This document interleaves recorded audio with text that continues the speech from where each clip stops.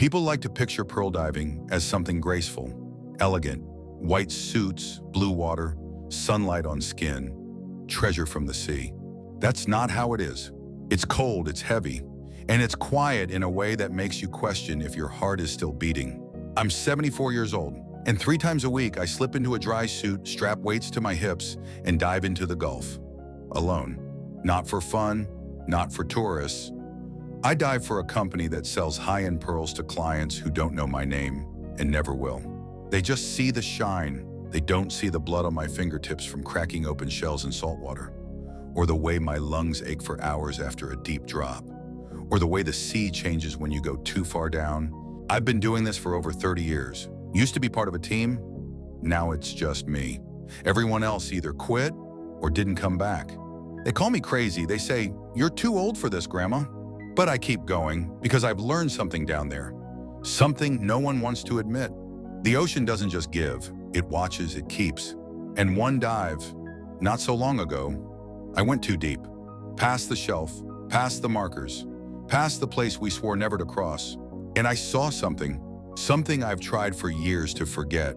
Something that didn't move like a fish, didn't look like a wreck, didn't belong in this world. Or maybe we don't belong in it. I shouldn't be telling you this. They warned me not to. But if you spend enough time in the deep, eventually the deep starts whispering back. I wasn't supposed to be a pearl diver. I was a school teacher once. Literature, quiet life, nice shoes.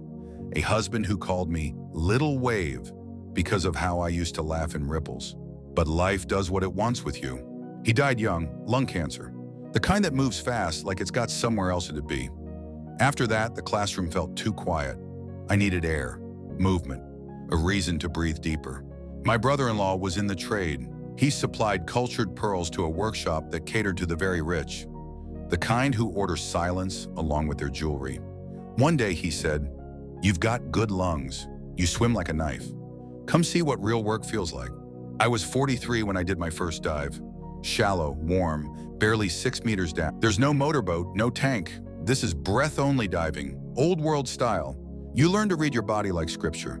You know the moment you're 10 seconds from blackout. You know when your ribs will start screaming and you still need to grab 2 more oysters on the way up. The deeper you go, the more the silence feels alive. It presses on your ears, creeps into your thoughts. And when you come up, if you're lucky, there's a pearl.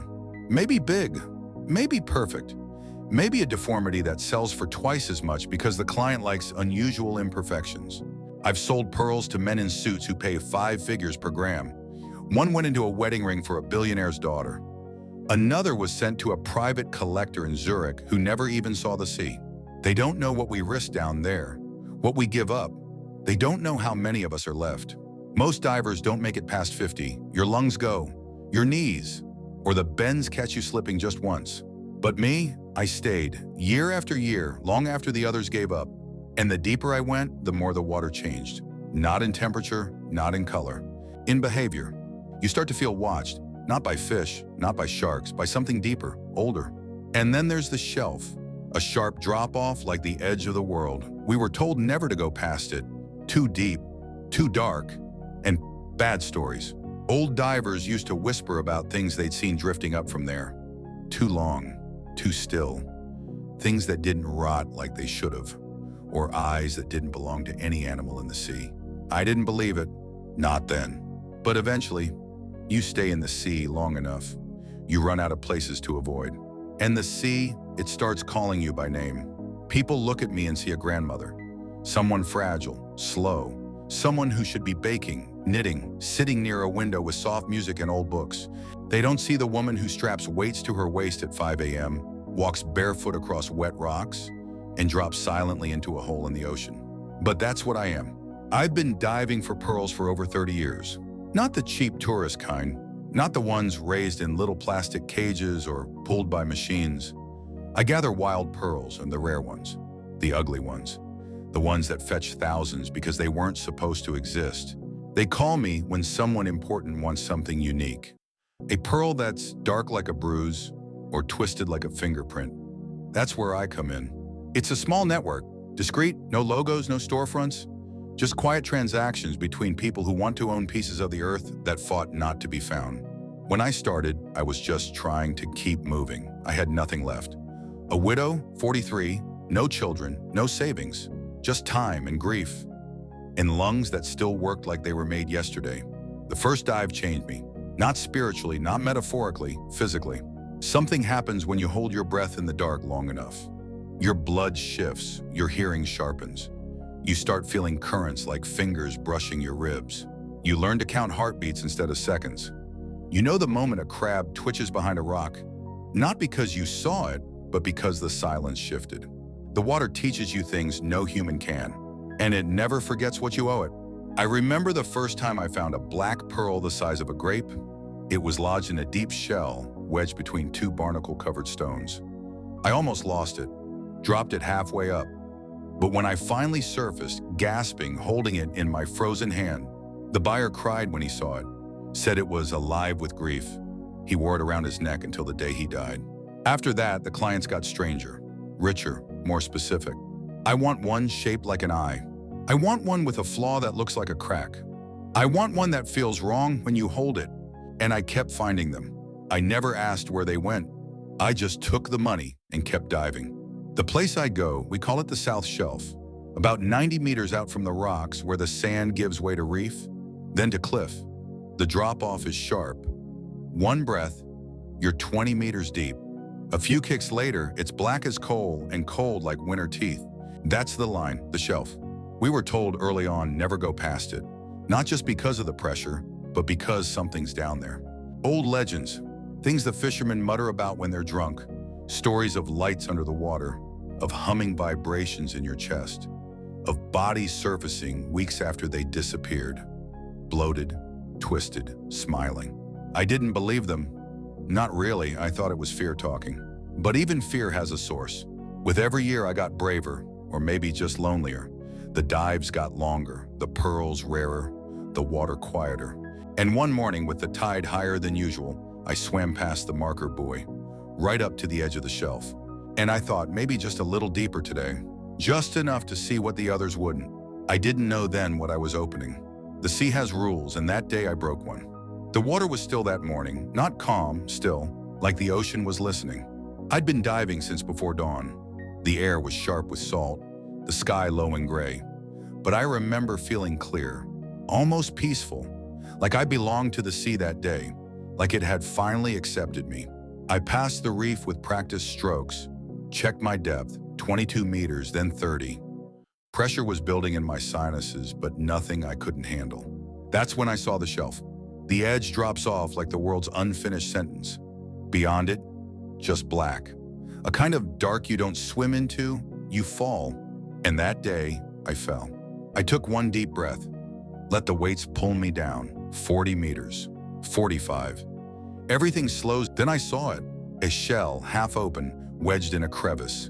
Huge, the size of a dinner plate, old, ancient, covered in growth and shadows. I reached out. It pulsed under my hand, just once.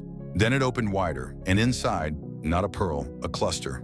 Like a nest, like a fistful of eyes carved from bone and glass, and something that refused to reflect light. I should have turned back, but I didn't. I reached in, pulled one out. It was warm. That's the last moment I remember feeling normal, because just then I felt it. Below me, a shift in the current.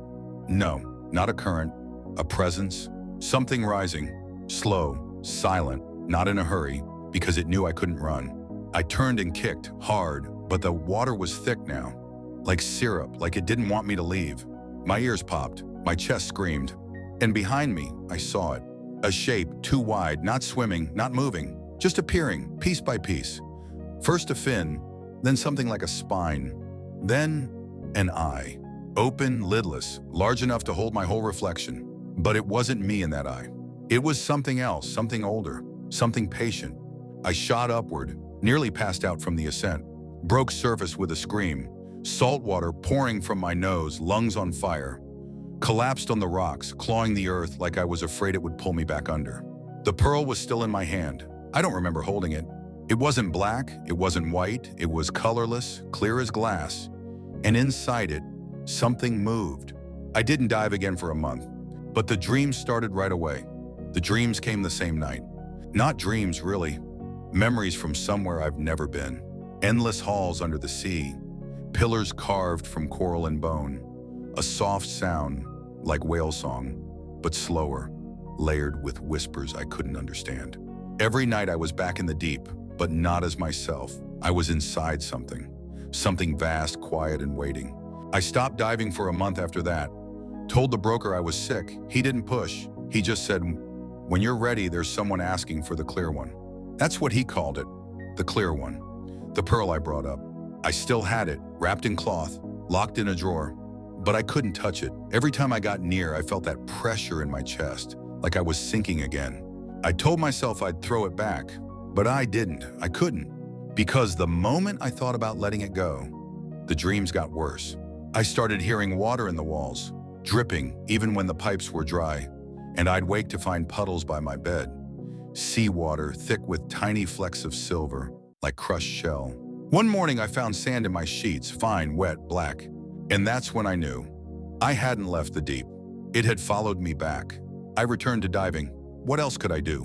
But the ocean felt different now. It didn't welcome me. It tolerated me. And the oysters, they changed. They opened before I touched them.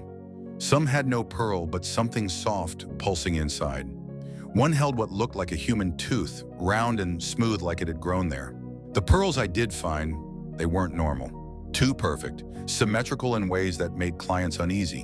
One woman, a collector from Berlin, opened the box, stared for a moment, then shoved it back at me. "It's looking at me," she said. She wouldn't say more. The broker was thrilled, said I'd finally reached the real work. He started speaking differently after that. He used words like organic intelligence and seaborne memory. He said there were buyers who collected pearls not for beauty, but for what they carried. He said the ocean stores things, not just bones, but messages. He asked me, "When you dive, do you ever hear anything? Do you ever feel observed?" I didn't answer. Because I had begun to understand. These weren't just shells, they were receptors. And we weren't harvesting, we were triggering something. That night, I unwrapped the clear pearl again, held it to the light. There was something inside, floating, turning, like an embryo or a tiny spiral, watching. And I remembered the eye in the deep, the way it reflected not me, but something that wore my face. The sea doesn't forget, and sometimes it sends things back. I used to think I chose this life, that I stayed in the water because I was strong, because I could handle the pressure, the silence, the pain, because I was different from the others who quit. But now, I'm not so sure. Maybe I didn't stay. Maybe something held me here. People think the sea is empty, that it's just salt and current and creatures too stupid to fear us. They're wrong. The sea remembers. It keeps things. Bodies, stories, sins. And sometimes it offers them back. Not to punish, to warn. Ever since I brought up that clear pearl, I felt it in me. Not something physical, not a sickness, but a change. Like a part of my mind now answers to a deeper current. I hear things when it rains, long vowels like chanting from below the drain pipes. I dream of cities I've never seen, sunken halls, spirals, towers that hum when I blink. And some mornings I wake up with seawater in my throat, thick, cold, like I've just come up from the dive, but haven't yet taken a breath. I don't tell anyone, not the broker, not the young divers who ask me how I still do it, and never ever the children in the village. They look at me with wide eyes like I'm something noble, like I'm brave, but I'm not. I'm just someone who went too deep and came back with the wrong thing. Sometimes I wonder if the pearl's still watching, if it's still growing, or if it already is something. I keep it in a box, wrapped in the salt-drenched cloth, buried under the floorboards. I haven't touched it in years, but I still feel it, like a tide in my bones. Some days I think about throwing it back, sailing to the shelf and letting the sea take it home. But part of me wonders if that's what it wants. And the deeper part, the part the ocean carved into me, it wants to know what happens next. This morning I stood by the shore just before sunrise. The tide was low, the sea was quiet, and for a moment, I almost believed I was free. Then I felt it again, that pressure in the air, the kind that comes before a wave. But no wave came, just silence. I've learned to listen to those silences. They say more than thunder ever could. Somewhere out there, beneath miles of dark water, something remembers me, not with anger, not even with hunger, just recognition. Like I looked into its eye once, and now it won't forget my face. I don't dive as deep anymore. Not because I'm afraid, because I know what's down there. And some truths aren't meant to be touched twice. But I still dive, because if I stop, I think it might come looking for me. Thank you for sitting with me, for listening. I don't know why it helps, but saying it out loud makes it feel less like a dream and more like a warning. Please, take care of yourself, stay warm, keep your body strong and your mind clear.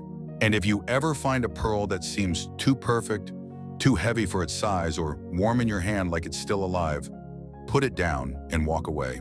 I wish you a calm week, a clear sky, and nothing knocking on your door in the dark. If this story made something in you stir, if it reminded you of something you've heard or felt but never said out loud, subscribe. Leave a comment. I read them all, even the strange ones. New stories come out every single day, from quiet mouths that kept them shut for decades, from people who saw too much and finally decided to speak.